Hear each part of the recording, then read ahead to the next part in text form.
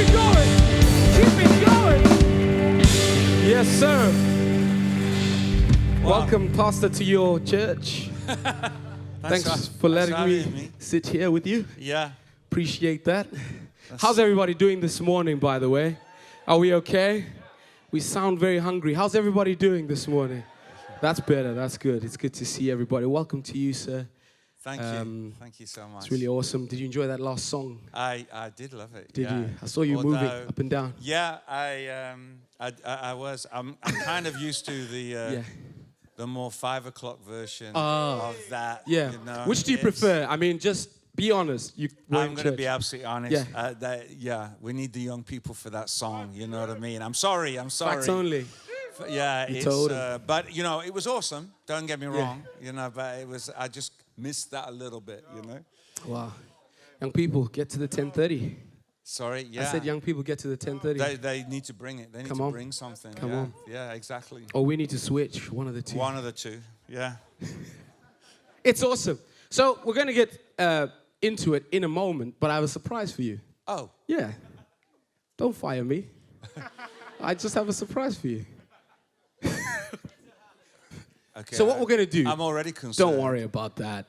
Before we get into it, we're gonna play a little game. Okay? Okay. It's called Rapid Fire. Okay? Okay. I'll put 30 seconds. I'm not going to put 30 seconds. Isaac Green at the back, ladies and gentlemen, is going to put 30 seconds. And don't put it on now, Isaac. Classic resolute mistake. But we're going to put 30 seconds on the screen. There'll be a countdown somewhere. I don't know. It's behind us. So what I'll do is, if the church would kindly assist, when we get to 10 seconds, you can start counting down just to signal because... Okay. So 30 seconds on the screen, I'm going to ask you a series of questions. Yes. Right?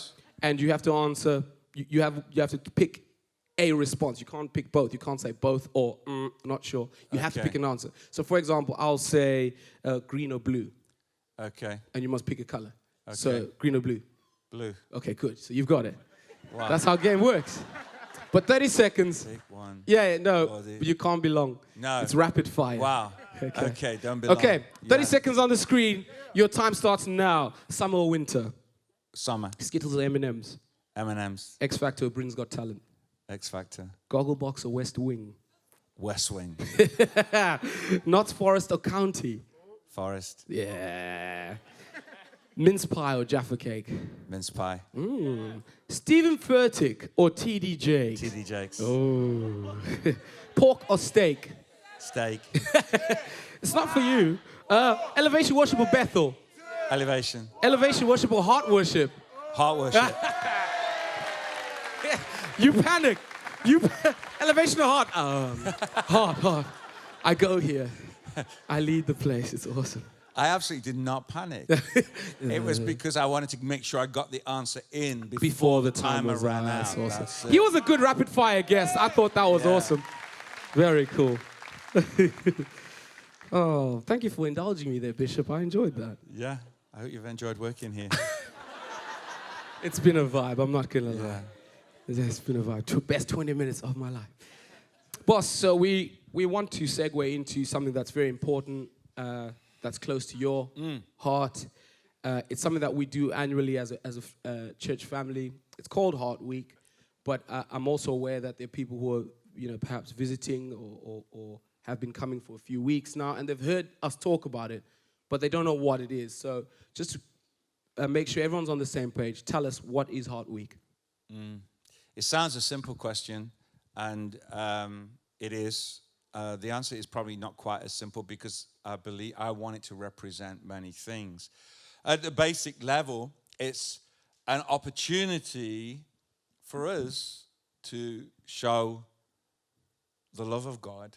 I say that it's an opportunity to show love, to the people, the world around us. And because we believe that when we show God's love, it does actually make a difference. And I think that obviously you say, well, shouldn't we be doing that all the time? Yeah, okay, we should be doing that all the time. But there's something when we get together, we do something together as a community, as a family, It's a blessing for other people, but it's also a blessing for us. Something happens in us as we look beyond the boundaries of our own world, and we focus on the needs of others. You know, I think that sometimes we can find ourselves in a place where we've got a lot of stuff in our life, we've got a lot of stuff going on, and the best thing that we can do is get out of our world and get a look into somebody else's, and then realize, you know what, maybe things aren't as bad as I thought they were. You know, it gives me a bit of insight into what's going on. And there is a big world out there with all kinds of challenges, and we get an opportunity. It's a week of focus. It's not the only time. You know, we operate from a place. This is not just something that we do; it's who we are. But and I really believe that. I think that love is action. We've got to put some things into action, and I think we have to be intentional sometimes. That's why I love Heart Week, because it gives us opportunity to actually do something. What I mean by that is, many of us, we intend to do something. You know, and we judge ourselves by our intentions. Because, well, I was going to do it, and then I let myself off the hook because I was going to do it. But the truth is that there's a world of difference between I was going to and I actually did. You know, Mama B, didn't she do a great job in communion there? But, you know, like, there's a world of difference between I was going to cook for you to actually eating the food that has been prepared. You know, like, it was awesome that you were going to cook, but we haven't eaten it. We haven't eaten, yeah. No steak. It's about actually putting love into action. Amazing. And I know you touched on something there that I want you to expand on. You talked about how it's not just something that we do, it's actually how we live our lives. Yeah. And I know Heart Week and a lot, as is many of the other things that we do, but because today that's the focus, it's an expression of the vision of this house. I've used a big word there, vision, and I know, you know, we've got these incredible booklets. If you don't have one, please pick one up. Absolutely free, and we want to bless you with this. But this sets out essentially what we believe God to be calling us to do. And talk to us about, you know, briefly, the ABC of WOW, which sums up what you believe God's given you for this nation, and how it links then to Heart Week and how we live our lives. Yeah, I think that it's our take on the gospel. We've not reinvented anything. You know, it's just a packaging of the precious gift of the gospel, and how we see how God works in our life and how He helps us to operate in the lives of others. So the ABC of WOW is just very simply about anointing beauty and creativity. Anointing being the power of God, beauty being environments and spaces that we create, because environments speak. We want to create environments in which it's easy for people to encounter God. And then creativity is to do with getting in touch. It's not just about drawing and flower arranging. It's getting in touch with who I am as a human being, why I'm on the earth, because I believe that every single person is here because God planned them. There's no accidents here. Everyone here planned by God. God has a plan for your life. And when I get in touch with why the Creator put me here, that this is the thing that makes us distinct from the rest of the animal kingdom, is that we have the ability to be creative. There are songs in us, there are books in us, there are dances in us, there are engines in us, there are inventions and discoveries in us, there are mathematical formulas in us. That creativity outworks its way in so many ways, but it is us engaging with what the Creator has put us on this earth for. I believe that when we do that, we are the most fulfilled. And I also happen to believe that our prosperity is linked to that. That when I engage with why I'm here, then I'm going to live my most happy and fulfilled life. And so when you talk about, Heart Week, it's not just what we do, it's who we are. It's helping us. It's taken away from the model that being a Christian is that I go to church on Sunday. That is only the tiniest part of what being a follower of Jesus is all about. It's a lot less about going to church and more about being church. And being church means, yes, I go to church. I think that it also helps us fight against selfishness. And I think that sometimes even our Christianity, in what it's become, can be selfish. It can become about me. It can become about my needs. It can become about my God encounter. It can be about what I need to receive. And yet, Jesus didn't lead me to me. He essentially said that I no longer live, but Christ lives in me. My focus is outward. My focus is in the world around me, to be a servant of all, to minister, to look out for the needs of others. It doesn't mean I disregard myself, but Jesus said, love your neighbor as yourself. I think some of us, we need to, I'm going deep now, but we need to find that place of healing so that we can love our neighbor as we love ourselves. I think the problem is that too many of us do love our neighbors like we love ourselves. That's the problem. We need to love ourselves as Jesus loves us. And from that place, we can love those around us. Some of you find it difficult to forgive others because you find it difficult to forgive yourself. Forgive yourself. Jesus has forgiven you. And when you have learned that you are worthy of forgiveness and how much in need of it I am, my God, I need the forgiveness of Jesus, then how can I withhold that forgiveness from someone else? And then the whole thing to do with wow is about the displaying of God's splendor. I believe that following Jesus means that we live wow lives. You see, I'm just like, I don't think that we're meant to be, Michael. The thing that marks me out as a Christian is that I'm the slightly weird guy who goes to church on Sunday. Do you see? Went quiet there. Yeah. I think that Jesus put us here, not for weird, but for wow. To say like, oh my gosh, look what that guy has recovered from. Look what that girl has emerged from. And then, not that life is perfect from that point, but that we live wow lives as we outwork the life and love of God. That even when we go through stuff, even though I go through the valley of the shadow of death, people can observe, yet there's joy in your life. Where's that strength coming from? That is also wow. When people observe God taking us through some stuff that we knew we couldn't make it on our own. Other people know we couldn't make it on our own.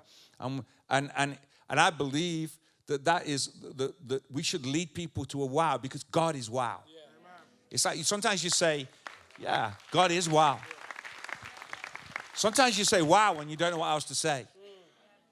You don't. I haven't got words. It's just wow. I need to think about this. I need to process this, and I think that is the kind of lives that God is wanting us to live. There's something about me beyond my words. Yeah. There's something about me that says, I want to know Jesus. I want to know Jesus. That's amazing. I hope this is helpful for somebody. So all of that you said, is it in the book here? It's all in the book. Oh, wow. Amazing. It's It's a lot. It's right in there. there's a lot. I mean, it's going to take a lifetime to work out. Wow. It's going to take a lifetime to work out. It's not a project. This isn't going away. There's not something else coming next year. It's a way. It's a way of living. It's not taking the place of the Bible or anything like that. It's just giving us helpful pointers towards what I believe we should be representing when it comes to the gospel. So good. So good. So just to move into, for those of you that don't know, Luke Goss, who was up here, he manages what we call Heart Nottingham. He does. Which is the vehicle that we use to express, our social action in the city. And there's a particular model that you've chose to adopt in terms of partnering with already existing organizations. For example, we do stuff with food banks. We do stuff with organizations that deal with homelessness and, Yes, that kind of thing, and trafficking. And why is it that you've chosen the route of, hey, let's partner with you, instead of, hey, can we just come and do it all? Yeah, it's a really good question. I think that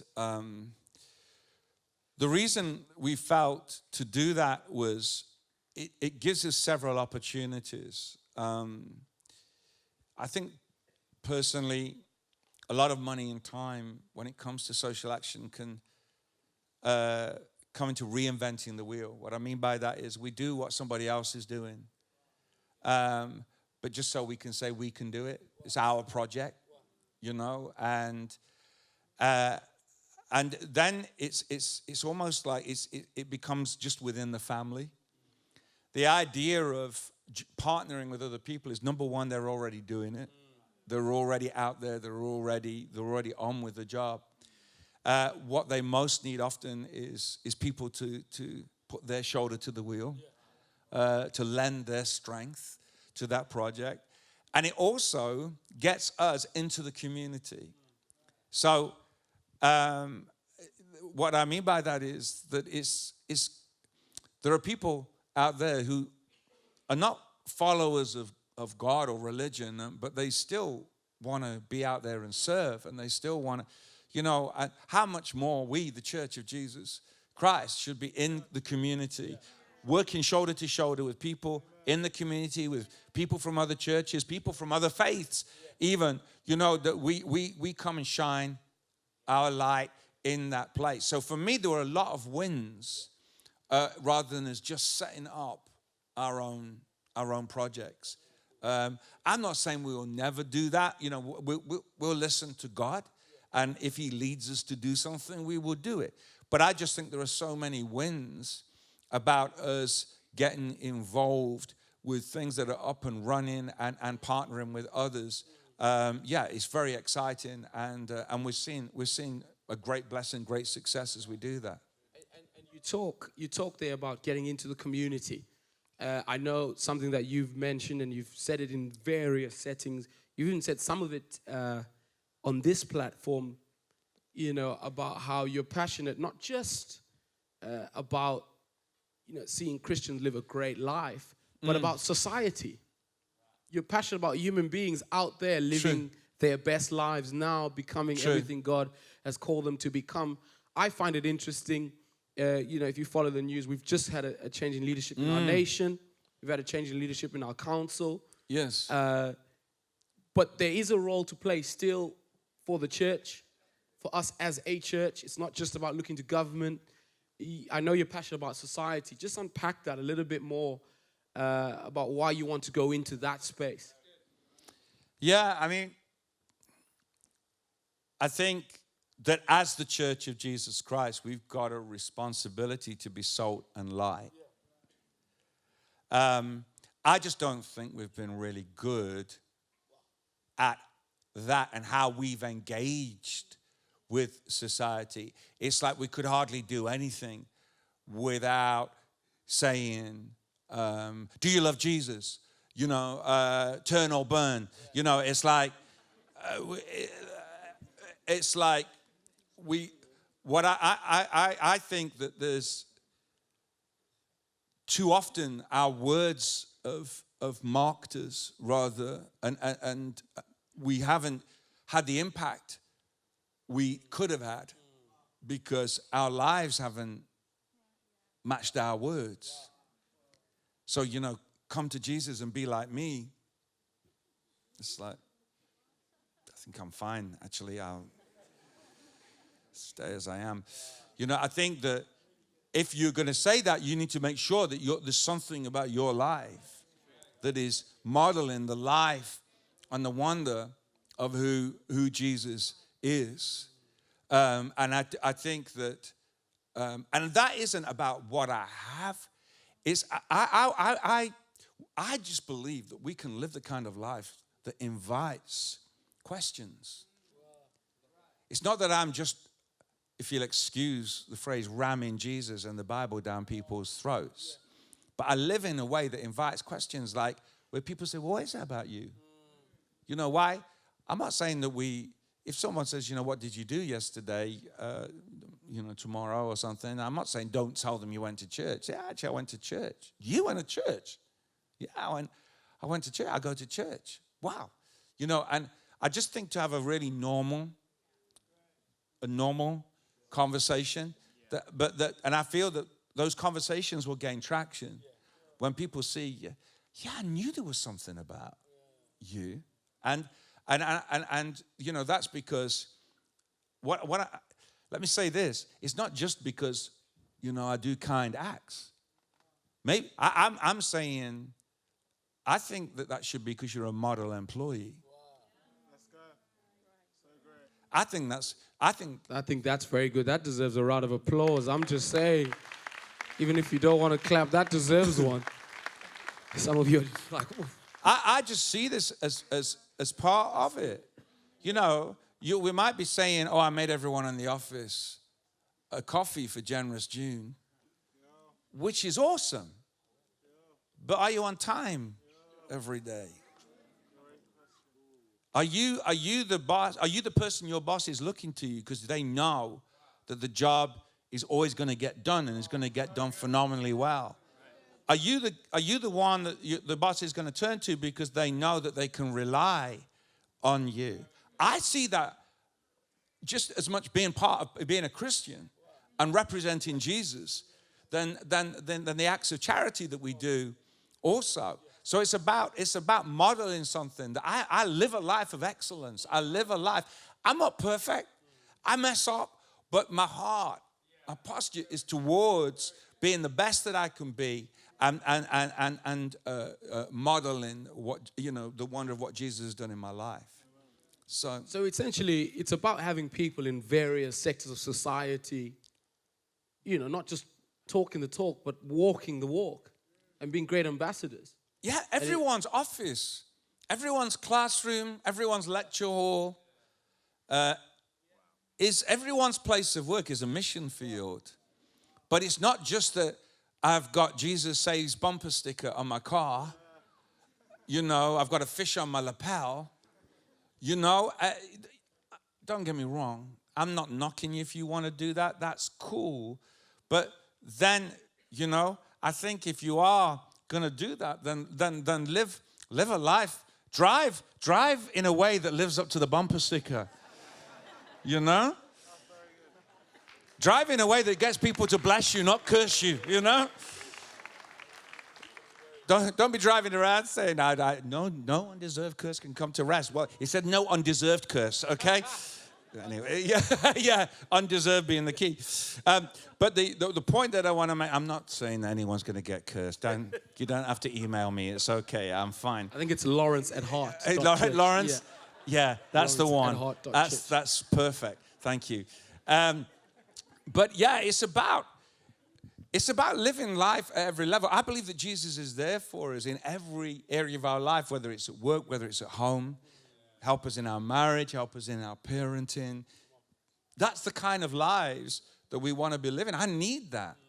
I don't want to be, I don't want to just be flourishing in what I do at church. it's important to do that. But I believe that Jesus wants us to flourish in life. And part of that is flourishing at church as well. So you know what I'm saying. It's a way of living, and I believe the gospel impacts all those areas of life. You know, I think that sometimes it's easier to be kinder to people in the office than in your own home. To be more tolerant of people in the office than you are in your own home. You know, I think that we should be modeling to our kids kindness and tolerance and love. Again, we're not perfect human beings, none of us. We're not going to live perfectly, but our heart and intention is to be a blessing everywhere. That includes the home. May your children not only see you being nice and good to everyone else, may they also see that and experience it for themselves. May your husband, your wife, not only see you being generous in Heart Week or at work, may they also see that you're generous in the home. That's so good. That is so good. You've referred in previous settings again about what you would like to see in days to come. We're certainly envisioned for the now. We're certainly envisioned for this next week, over the summer. But there's definitely some stuff that's in you that you're looking at, next year and beyond. How would you like to see Heart Week, I suppose, grow? We want it to grow. We want it to expand. I mean, I'm not saying give us a 10-point plan. I'm just saying just dream a little bit, but bring us into that process. I think there is a dream that this could grow into being something more. And what I mean by that is, I think that it would be phenomenal if there were schools that might adopt it. Or, I mean, obviously the schools are finished now, but you know what I'm saying, that there are offices, workplaces, other churches that might join in Heart Week, just under the tag of an opportunity that this is an opportunity for Nottingham to bless the city, to bless those around us, to look beyond the boundaries of our own world and say, who can I do good for? And so, yeah, I would want it. And I'm not just talking about it coming under the auspices of church. You know, we might be the catalyst, but the point for me is showing the love of God. Wow. You know, and not getting. There are plenty of other opportunities, and maybe that will generate the conversation that might lead to something more. But let's start where we are with what we've got. You know, let's win people with demonstrated acts of kindness and love, but you know, emphasizing that this isn't just about a week; it's about a way of life. But it's an opportunity as a community to really make it a point of focus. Yeah, that's great. Boss, the devil is a liar. He's stealing our time here. The thief has come to steal and do things we here. rebuke him. We refuse that clock in Jesus' name. I add time in the name of Jesus. Wow. Let's see how that goes for us. Yeah, we'll see how it goes. This technology, I've always said, Yes. It's dodgy. But before, I really wanted to get to this. You talked about starting with what we've got. We're 4 years in. This is year 4. Hey. And talk to us about where this was birthed. I thought it'd be nice for you to share that story with us. Just talk to us about that. It actually started a long time ago, before we went to South Africa, and I was planting a church in Bell's Lane. That wasn't the original intention, but it's how it worked out. And I had this idea about doing like a love week. And, I think that for me, it's not just about putting leaflets through people's doors and telling them that you're there. Like, well, why should we come? I think that we have a responsibility to build a bridge to the people around us, to the people around our world, to the communities that we're in. And so we just had this idea, like back then, that we were gonna in that community, we were just gonna come, and we asked for people who needed, maybe had their garden doing or do some decorating or get some stuff cleared out, and then we put a little concert on in that week, and we did it two or three years, and other people came to get involved, and we just turned up with our gardening tools, and it was really funny. We got some really strange reactions in that people couldn't believe that we wanted to do it for free, but it wasn't that now, okay, we've done your garden, you better come to church. It wasn't that. It was, no, we just want to do this for you. And what really moved me was that there was one, I'd like to say it was the first year. I just can't actually be sure. But this moment happened where one of our gardening teams had gone out. I actually wasn't on that team. I was on another one. But this is what happened. They turned up at somebody's home, and the woman was shocked. She couldn't believe that anyone wanted to do that. But they did the garden completely, looked amazing, transformed it. And at the end of it, she said, where are you guys from? I love the fact that she had to ask that at the end, and said, oh, we're from the church that meets in the community center on Sunday.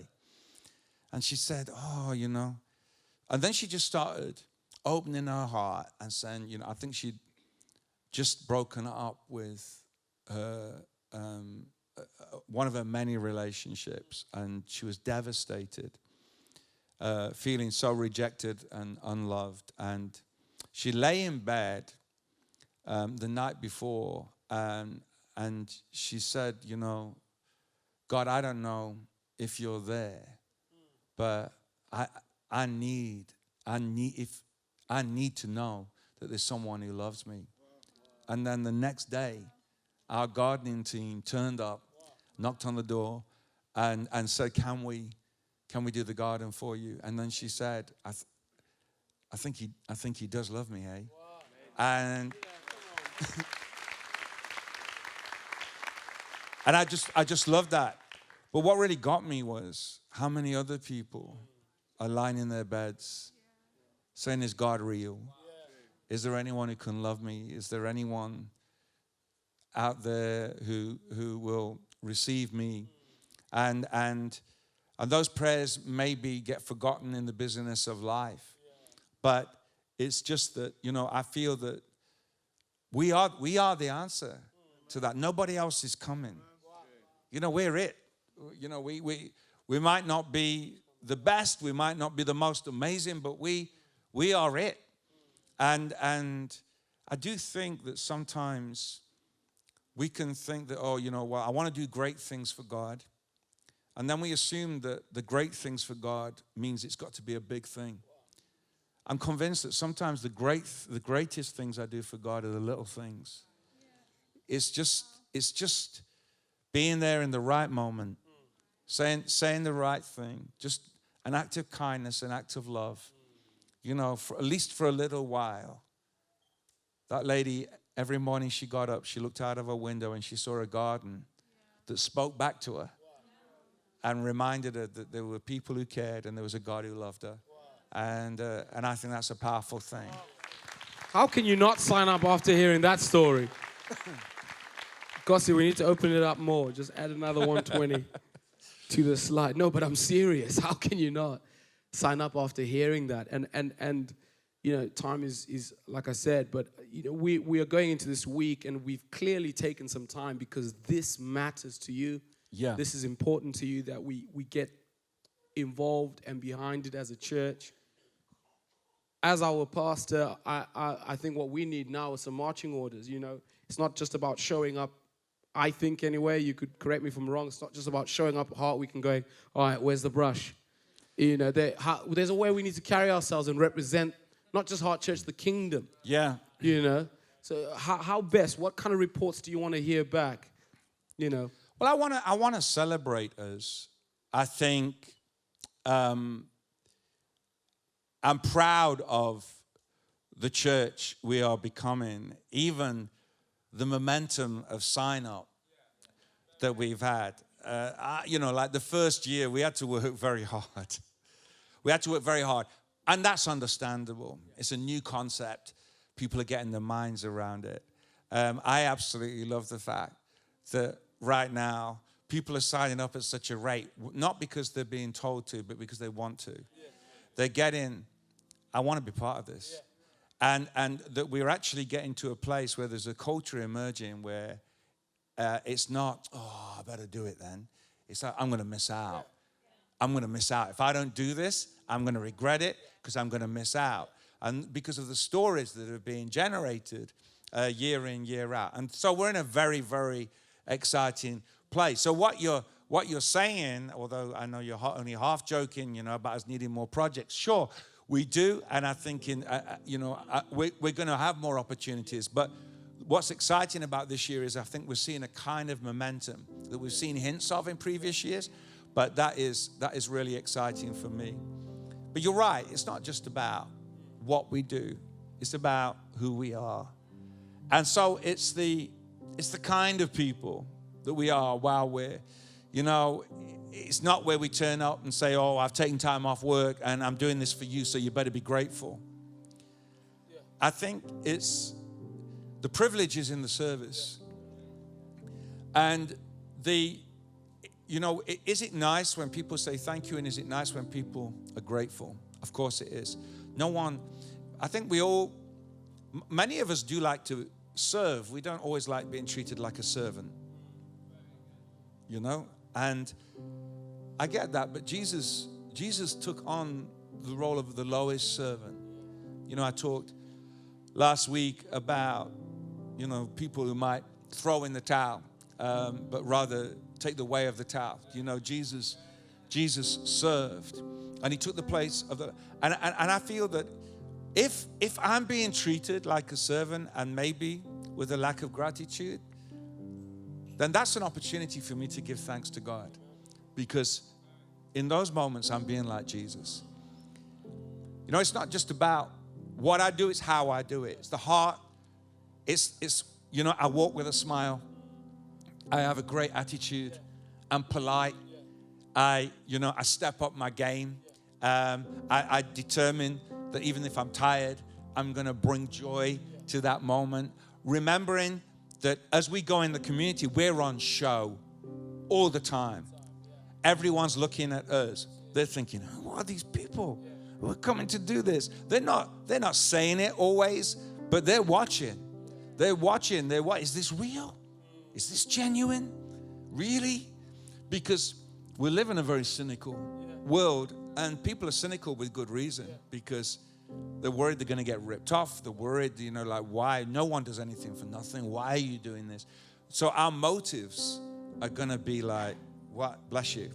Our motives are going to be maybe even misjudged sometimes. But it's our responsibility to shine and be a light in those environments. And you know, it's a bit old, but it is true that we're called as followers of Jesus to be thermostats and not thermometers. A thermometer, we've seen the thermometer go quite high this week. Why? Because it's reacted to its environment. Well, we're called not to react to our environment, but to set the temperature. And then people will respond to that. Yeah. Amazing. Thank you so much, Pastor. I mean, has that been helpful to anybody? Do you feel envisioned? Are you ready to serve Heart Week 2019? Can I encourage you? Let's show up. Let's sign up. Let's bring something to that where we carry ourselves, who we are, the smile. Could be just giving someone a water while you paint. You never know. Pastor, thank you so much. Really appreciate it. Come on, church. Can we just say thank you? I loved it.